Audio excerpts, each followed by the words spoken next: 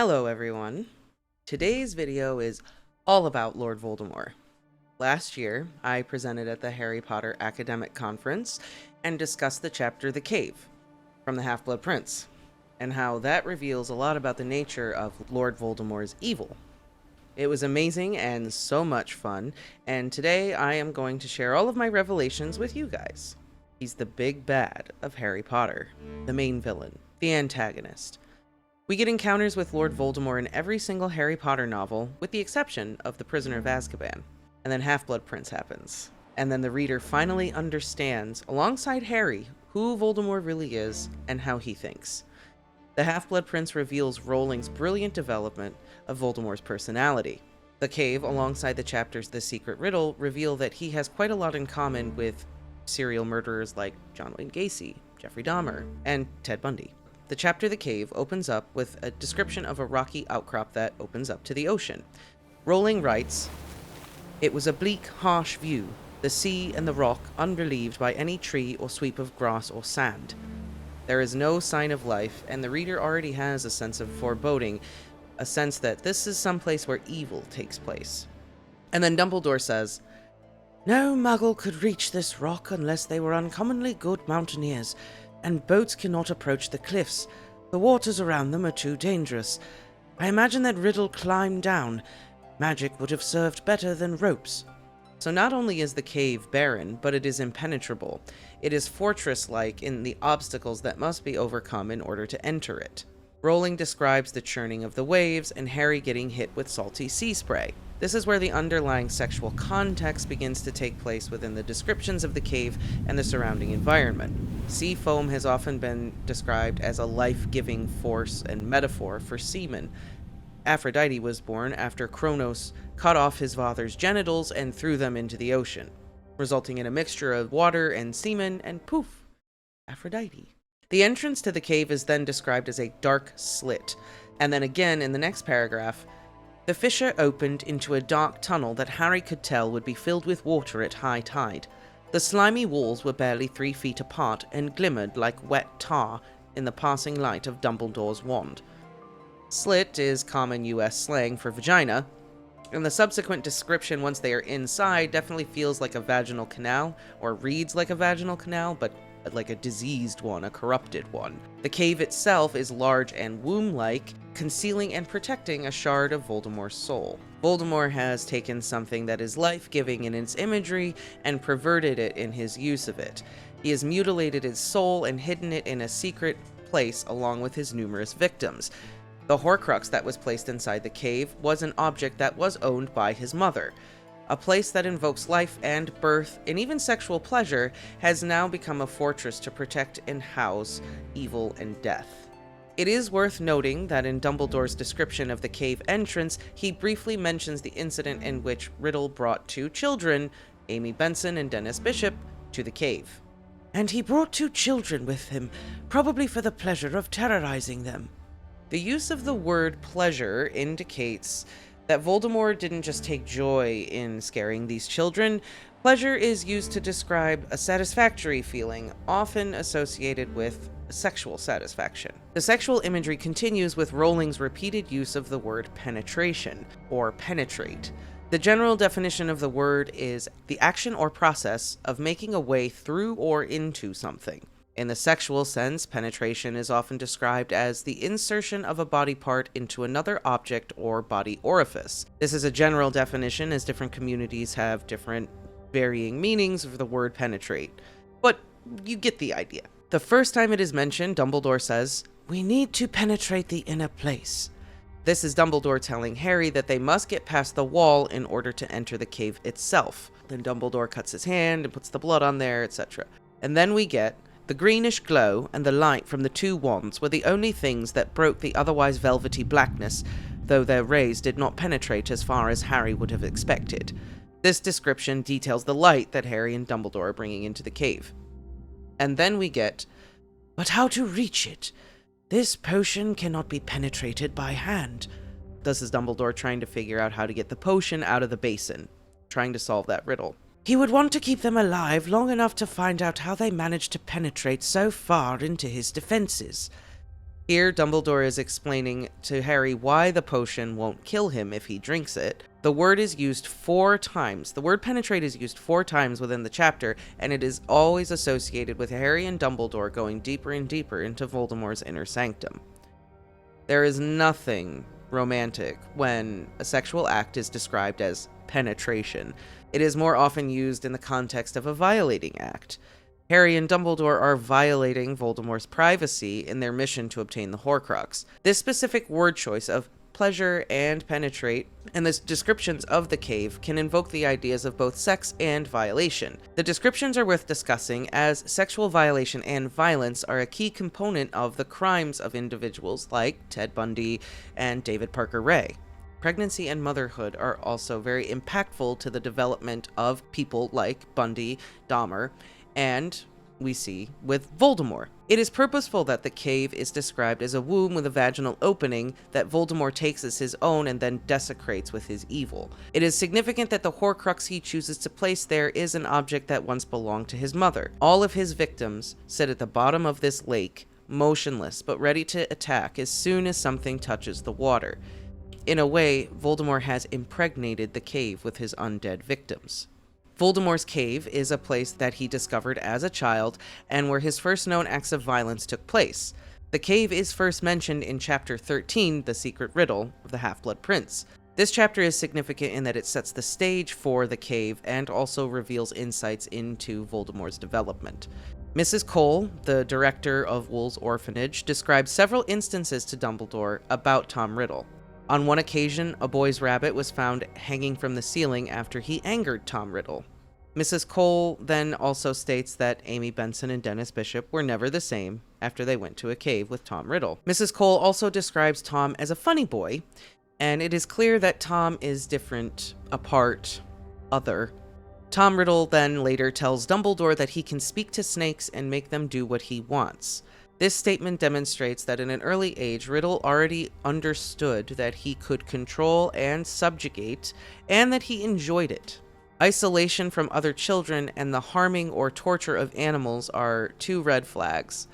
By themselves, these traits a murderer do not make, but in combination together, they're a big red flag. Many killers are known to have hurt or tortured animals. Ted Bundy once lit a cat on fire. Jeffrey Dahmer didn't kill and torture animals, but he did quite enjoy dissecting roadkill and examining the inner workings of these animals. During Dumbledore's interview with Tom in his room, he discovers that Tom has taken various objects from the children that he has hurt. The tendency to collect mementos grows into his quest to create the 7 Horcruxes. These items, and later the Horcruxes, can very easily be translated into the trophies that serial killers will take from their victims. Gary Ridgway would collect different pieces of jewelry from his victims and then re-gift those items to family and friends. Gary Ridgway was quoted as saying that he obtained a sexual thrill when he would see his wife walking around wearing a piece of jewelry that belonged to one of his victims. The trophies are a way for the murderer to relive the act of violence or relive the murder. The BTK killer would use items of clothing from his victims to masturbate with. For some murderers, it is only possible to achieve orgasm or any kind of sexual satisfaction through violence, and later through the reliving of the violence with said object, something that ties them back to the murder. The keeping of trophies also ties into our theory about how Horcruxes are made. Check out that video if you want to know more. Anger is really at the root of the development of all serial murderers. This is Dr. Robert Keppel's big theory. It's all about anger. In Jeffrey Dahmer, it was the difficulty of his mother's pregnancy in combination with a stern father that drove his anger. His mother was very sick and very focused on the second child. Dahmer felt resentment for that. He was 6 at the time. He just felt neglected and unloved. Ted Bundy's source of anger was his mother. Bundy was born in Vermont out of wedlock, and at the age of 5, his mother moved him across the country to Washington and changed his name to Bundy when he turned 5. Because he was born out of wedlock, and it was the 40s, his family told him that his mother was actually his aunt. He was never definitively told, like, she's your mom. He figured it out, but that conversation was never had. Changing his name a couple of times, moving across the country, deceiving him in this way, created a lot of anger and resentment for Bundy. Now you have John Wayne Gacy, who his anger was directed completely at his father. His father named him John Wayne Gacy and wanted him to grow up to be that ideal of the big, tough, masculine man. And that's just not who Gacy was. He enjoyed doing things that would be considered, at the time, women's things. He liked gardening, he liked doing the laundry, he liked doing that kind of stuff and hanging out with his mother. This led to a lot of severe beatings and arguments and very, very poor treatment from his father. All of this culminated in a deep self-hatred within Gacy, and it just got even worse when he later discovered that he was gay. By the time the reader has arrived at the cave, they learn that Voldemort, too, has developed this kind of anger and resentment toward his mother that displays similarities to the life stories of these other murderers. We learn that Voldemort became very angry once he found out that his mother died rather than trying to fight to live for him. His anger becomes much larger once he finds out that she was in fact a witch. This anger is one of those parallels between Voldemort's own ideas and feelings towards his mother and father as those of Bundy, Gacy, Dahmer, etc. Voldemort felt neglected and abandoned by a mother who was too weak to live for him. Voldemort felt betrayed and lied to when he found out that she was not a muggle, she was a witch, and that she could have used magical means to save herself. Dahmer and Gacy felt anger and resentment towards their fathers for the way that they were treated. Bundy never knew his father. Here, Voldemort does have quite a bit in common with Bundy in this regard. Voldemort did not know who his father was, other than he shared his name. That's all he knew. But Voldemort then does find out the identity of his father, and the anger grows even larger because he finds out his father is a muggle.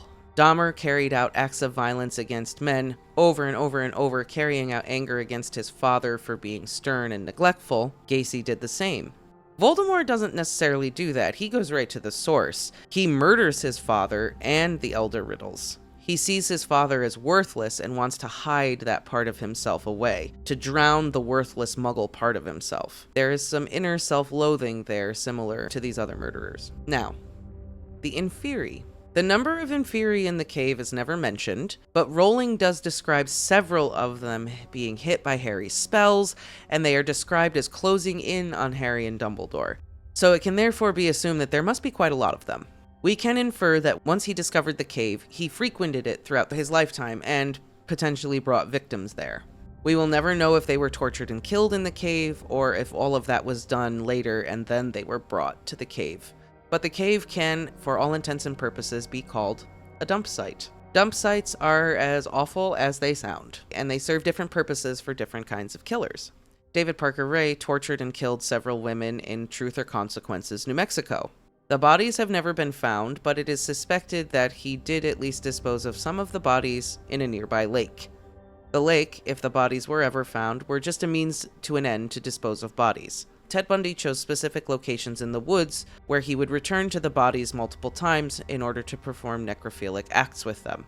For Dahmer and John Wayne Gacy, they kept their victims with them in their homes. Dahmer mutilated the bodies and made decorations out of different parts, and he also consumed different parts. John Wayne Gacy buried all of his victims under the floorboards in his crawl space. All of these killers have different means of disposing bodies and different definitions of what disposing a body means and how connected they are to the bodies, but there is an overall string of similarity between what they each have done and what Voldemort chooses to do in the cave.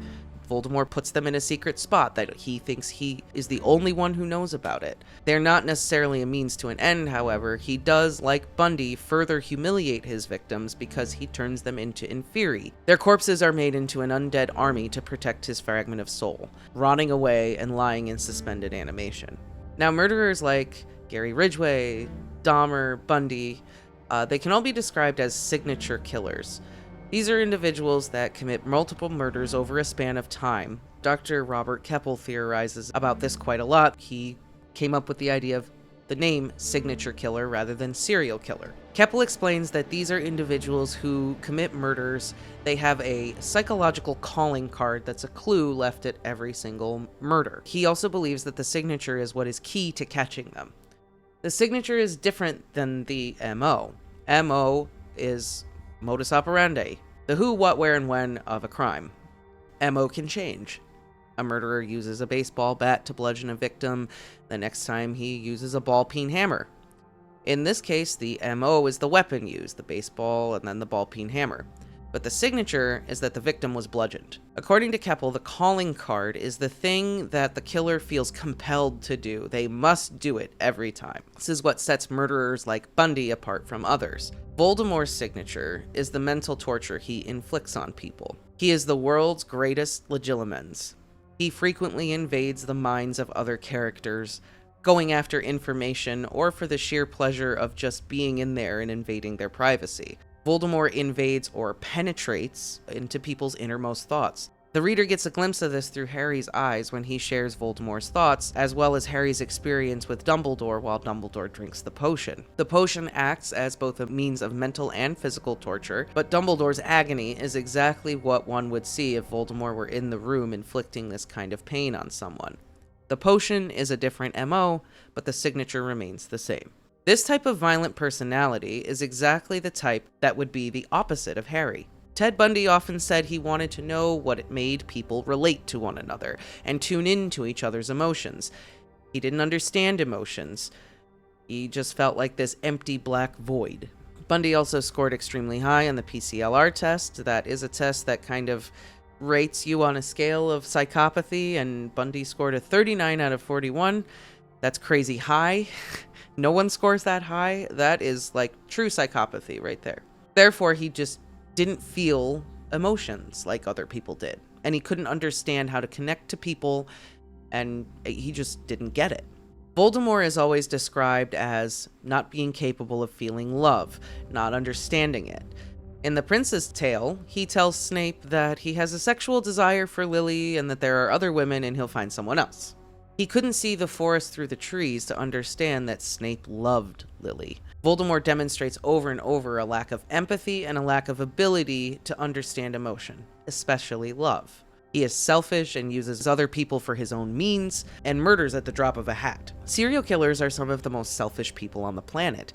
They take lives in order to fulfill their sexually violent fantasies. The torture that Voldemort inflicts on people is how he obtains his sexual thrills. This is part of the reason why he can't have an intimate relationship with anyone, and why he can't understand Snape's love for Lily, or Lily's love for Harry. This I didn't discuss at the Harry Potter academic conference, but I do think it's worth mentioning. Voldemort's relationship with Bellatrix. It's a source of a lot of conversation and a lot of speculation, but it does mirror relationships that certain murderers have with their partners. Some serial killers do recruit partners into their criminal activities. David Parker Ray had a girlfriend named Cindy Hindy who would help him kidnap, torture, and kill women. Paul Bernardo and Carla Homolka were two Canadian murderers dubbed the Ken and Barbie Killers. They were a married couple, and they raped and killed several women, including Carla's sister. It was Paul Bernardo's fantasies, but she was a very equal, willing participant. And then you have Ian Brady and Myra Hindley. They committed what are known as the Moors murders. They raped and killed several children in and around Manchester, England. In each of these situations, the women were the wives or the girlfriends of the murderers. The wives or girlfriends who were persuaded into becoming accomplices or equal partners in these violent sexual crimes. When caught, none of them ever showed any real remorse. If anything, they just felt displeasure at having been caught. Cindy Hindy is famous for saying that if it hadn't been for Ray, she wouldn't be in prison. And that's really the extent of the remorse. She just feels sorry for herself, not anyone else. And Bellatrix kind of mirrors some of that. She is Voldemort's right-hand woman. She follows him unquestioningly, does anything he asks. She too is sadistic in her own way and takes pleasure in torturing and hurting others. In Voldemort's name. And as far as remorse or any of that goes, she's got none of it. In fact, it's the opposite. She's very proud of what she has done and shows continued devotion to Voldemort while in prison. In fact, her overzealousness grows stronger. We see this with Harry when he sees her sentencing in the Pensieve and Goblet of Fire. The difference between Bellatrix and these three women is that she is not Voldemort's partner, she is not his girlfriend, she is a subordinate. She does not have a romantic relationship with Voldemort, though not for lack of trying and desire. She is simply another person that Voldemort has manipulated into his service. Voldemort would never condescend to have a partner or accomplice in any regard. That would imply a connection to humanity, and Voldemort don't like that. Voldemort's overall goal is to transcend humanity and become immortal. He thinks he is other and special. This grandiose sense of self is right on par with personalities like the Bundys of the world. In crafting her villain for the Harry Potter series, Rowling did her research. She created not just a bad guy for our hero to defeat. Voldemort's evil is rooted in some very real pathology and some of humanity's most depraved members. Examples can be found throughout the Potter series, but are most heavily on display in the Half-Blood Prince. So what do you guys think? Let me know. I love reading all of your comments about these kinds of things, so comment and like and subscribe.